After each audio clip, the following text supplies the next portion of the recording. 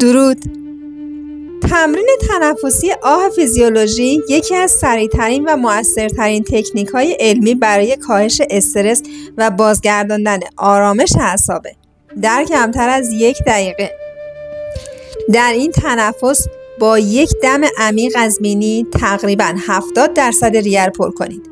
بعد بلافاصله دم کوتاه دیگه‌ای بگیرید تا فضای باقی مانده ریه هم پر بشه. سپس یک بازدم بلند و طولانی از دهان، یا بی صدا یا با صدای آه یا حالت فوت کردن تا کاملا هوا خالی بشه.